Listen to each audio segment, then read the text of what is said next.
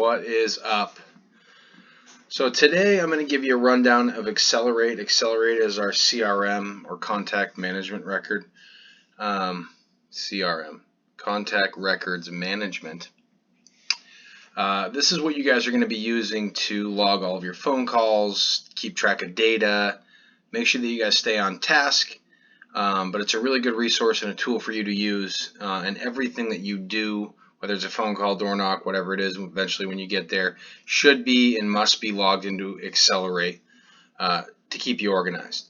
Now keep in mind, when you log into Acsellerate, it is a pop-up window that comes up, so just make sure that your pop-up blocker is disabled so that this can open when this screen opens. After you log in, this is the first screen that you're going to see. This would be your dashboard. On the left-hand column here, what you'll see is kind of all your action items and keys. I'm not going to go through all of them. I'm just going to talk about what's relevant to you guys. But the first one is the dashboard. So the dashboard will tell you how many new leads you have, what you haven't touched in a few months. This is all customizable as well.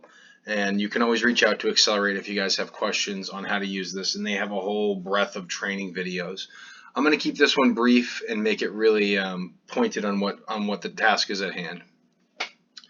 As you go down, you have pipeline, customers, calendar, all this other stuff. Where you guys are going to be living is going to be in the pipeline area. So the way that our sales process is broken out is we have kind of picture it as a funnel. The top of the funnel are the leads. Leads are, we have a company name, a phone number, and an email address. And an email address is super important, guys, because we run marketing campaigns through Constant Contact. So getting someone's email address is gold. If you get nothing else, that is the gold that you're looking for. So make sure when you're making phone calls, you're gathering email addresses and you're logging them into the system. Once a lead gets qualified, we find out they have a copier, they've got a printer, they're credit approved. Again, you'll start to learn this as you guys go through this. Then it becomes an opportunity, and once it's in an opportunity, we know it's a targeted account that we're going to go after, that we know we could eventually sell something to. So top of the funnel leads, it trickles down to an opportunity, it goes to a quote, and then it becomes a sale. So in the leads tab, you'll have some accounts that are dedicated to you. I have 2,200 different pages of leads, and you guys probably won't have as many because we're going to try to keep it focused for you. But as you can see in here, different leads, auto serve of Portsmouth, we've got, or Plymouth, excuse me, company name, their address, who the primary contact is. Down here in the contacts tab, we have Paul Gaudet, he's the owner. Here's his phone number. As we scroll over, unfortunately, we don't have his email address, which is bad. So we want to fill out as much of this information as possible. If we go to the extended tab, there's just more contact info that we can add, as well as industry type, how much revenue you think this account will produce at some point in time. All this stuff is just so we can run reports and try to bottle this information down for you as you guys go. Notes. Notes are important to take on these account tabs, such as Paul really loves horses. Now that might seem kind of silly, but the reality is as you're making phone calls, when you're calling hundreds or thousands of people, when you go to call these people back, this little bits of information go a long way to build rapport with the customers, because the whole idea here is to build trust with them. So make sure you put some really good notes into the system. Event history, what this will show you is the last phone call, the last touch you made. And then the COT tab, this is information that is relevant to Connected Office Technologies. And as we progress through this, this is the type of information that you want to gather when you make these phone calls, such as lease end date, what they have for a current copier, how many printers, if they lease it, did they buy it, is it credit approved, when was that credit approved. This will be more important as you get further through the process. But in order for us to sell a copy machine, we typically lease 90% of them. They have to be credit approved. We'll show you how to do that eventually. Eventually this will make sense. But once we do get them approved, it's either going to be approved, pending approval, approved with a personal guarantee, or declined. We got to know this information, because if they're declined or personal guarantee, we know that they're not a key target for us. So I'll go into an example of one For you guys, I'm going to do kind of a mock phone call for you so you can hear how they go and show you how to log this information into the system. So we'll go to T. Mitch Enterprises. So T. Mitch Enterprises is a fake account that I created. I entered in the company name, the phone number, the email address for T. Mitch, the lead number is automatically assigned. Lead source we want to put in there. Where did this lead come from? If it wasn't already in there, if you guys found this organically, where did it come in? Was it from a walk-in? Was it from a referral? Was it from some of these lists that we're going to provide you at some point in time? The EDA, BEU, PCCI list. This is important to know because we want to find out where our lead's coming from. And then the lead status. Where is this lead at? Is it warm? Is it suspect? Is it prospect? Is it hot? Are they committed? All that information is important to fill out. Again, all the rest of these tabs we want to know, so fill these out as you go through these calls and make sure you tag these calls as warm or cold so you can pull these reports out and make more phone calls. So you're going to make a phone call. You're going to hear one here in a second on how it goes. And then we're going to come back to this video and we're going to show you what to do, how to log that call, and how we're going to send this email off that we're going to be doing, because the whole idea here when we're making phone calls is to get these clients to fill out this survey. Once they fill out the survey, it's really a leader for us to pursue the client further. So hang tight and you're going to hear a mock phone call between me and T. Mitch Enterprises. So here we're going to make a mock phone call. Phone calls, when they're outbound, really fall into two different categories. Category 1 being they have a commercial copier and they're under contract, and Category 2 being they do not have a commercial contract, a copier, or a contract. First one will be scenario 1.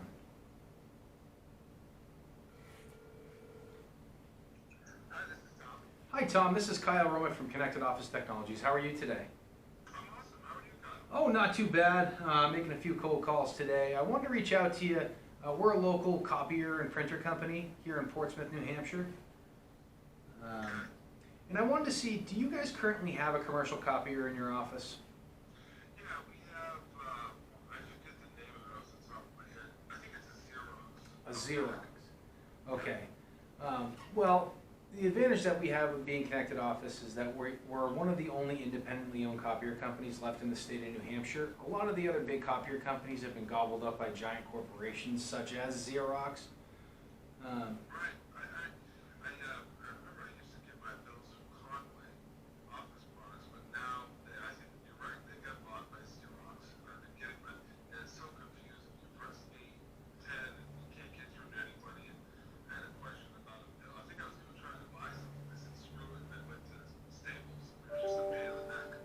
Yeah, so that's kind of what's happened to the market is all the small mom and pop shops that used to, you have a good relationship with your service guy or your sales guy, they've all been gobbled up by the market. And now you get confusing billing, you don't even know what you're getting billed for anymore. And that's really why my owners started this company, is to try to change it back to the old way things used to be.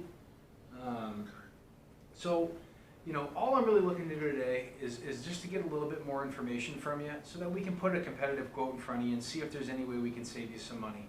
I know that you're under contract currently, but because we're an independent copier company, we sell many different types of brands, and we can buy out pretty much any contract that you have. I don't care if you just signed it 2 days ago.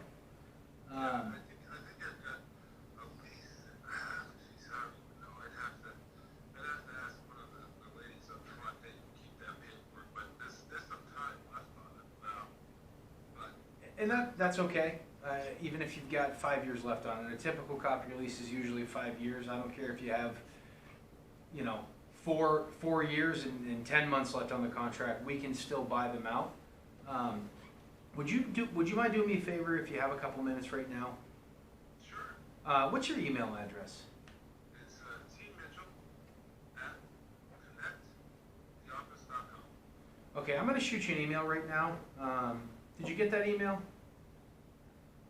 on, I'm just refreshing. I'm not the Google email pop yet. There it is. Okay, so that email has a little welcome email, and then in that email there's a link to our website where there's a survey.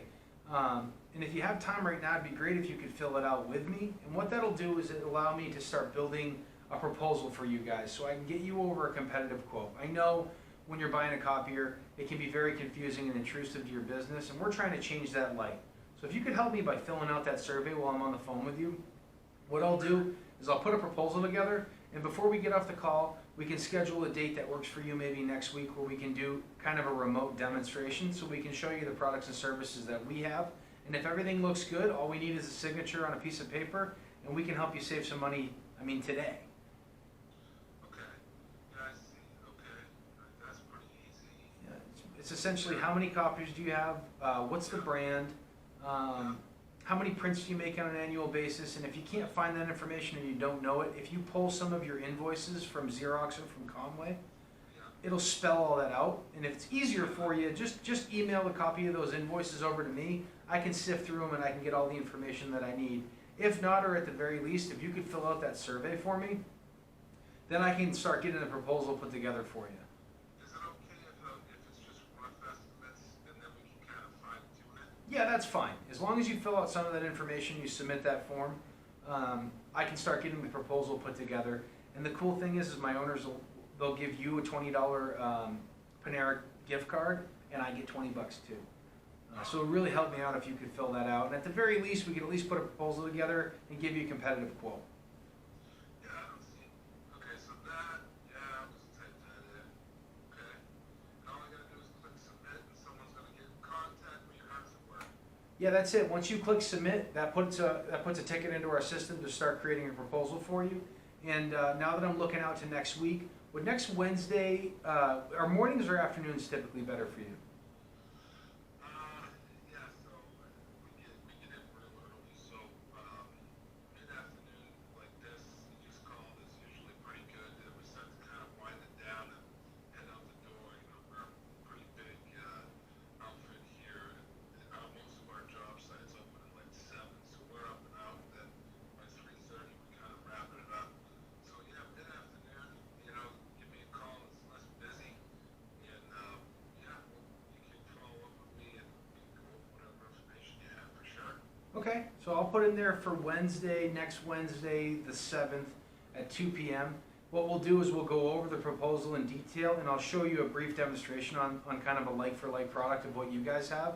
And if everything looks good, it's literally as easy as just clicking yes, and we get the process moving.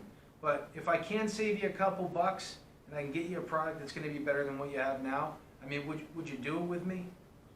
Yeah, like I said, I've been a little frustrated with their billing. To be quite honest, their service. I remember it used to be the same guy that came all the time, and now sometimes the guys don't show up for a couple of days. And you guys are right in Portsmouth. Yep. Do you have service techs? We do. We have 12 technicians in New Hampshire. We guarantee a 4-hour response time, and we dedicate a single technician to your account, and that gives you the chance to build a relationship with them. But we also have software that we run, so we monitor your equipment 24/7, 365. So we're going to know about an issue well before you ever do, and remediate that issue within that 4-hour time period. Oh yeah, how about the toner? Because that's always a pain. Sometimes they say, oh, I already sent you one, and Betty will, she'll look at the machine and it's like, 10% left, and we're about to do a big run on RFP units, and they won't give us another toner. So we always give you a backup toner set, but we also monitor your toner levels. So essentially, when your toner levels get below 20%, we ship you another backup. So we try to be the hero. Sometimes our customers are like, I was going to call you for toner, and then all of a sudden it just showed up. We keep a very close eye on that, and that's really one of our biggest differentiators, is the fact that we actually monitor every device so that you never really should have to call us. Oh, you know what? Another thing they said that they were going to do is help us out on printers, right? So we had a couple HP printers that for a while, they would send us toner and fix them. Now they're charging us every time that they come out, and they charge us for the toner. So that's something we can easily help you with. As part of that survey, if you can just type in how many of those printers you have and roughly what your annual toner spend is with that, we can put that into an algorithm and it'll tell us roughly what your print volumes are, but we can handle all that for you as well. Okay, so you guys do the copiers and printers. All right, yeah, I'll send this in. I'll make sure you get your appreciate that. Yeah, and give me a call next week, and we'll go over it. And yeah, look forward to it. Thanks for calling. Absolutely. Thank you so much, and I look forward to seeing you next week. All right, take care. Take care. I hope you guys got a lot out of that call. Obviously, that was a fake call, but that's how a lot of these are going to end up going. You're going to get a lot of information, and the key to that first kind of interaction with the customer is to break that ice, but to let them know and educate them on the market, because that's our biggest differentiator here. The majority of the market has been consolidated and has been completely bought up by these giant corporations, and we're one of the last guys left. And if you keep feeding them the information, I don't know if it happens to you, but this is what I've seen in the market. Confusing billing, a bunch of overages, bill creep, all kinds of crazy business. Now, again, I'm not saying it's happening to you, but that's what I'm seeing in the market. You're going to get a lot more interaction out of the people that you're talking to. So hopefully, and I know the sound was kind of bad on that, but if you turn the volume up, you can hear it better. That is pretty typical of how a phone call will go. People are going to be a little standoffish at first, but if you feed them information that they already know, they're going to give you more back in turn. So I hope you got a little bit out of that. So now that we made the phone call, ideally this screen would be up while you're making that phone call. So as we're talking to Tom, as we're getting information from him, we'd be filling this information out. So typically what I would do, before I make the phone call, I do a little bit of research. I find out what industry he's in. He told me he's in the aircraft business. After speaking with him, he's got a couple copiers. It sounds like he's got a few printers. I still need to find a little bit more information out, but I'm going to do that once I get that survey to him. And ideally, I would talk him through that survey right on that phone call. But while you're on the phone with this person, if they are giving you more information, try to dig a little bit deeper.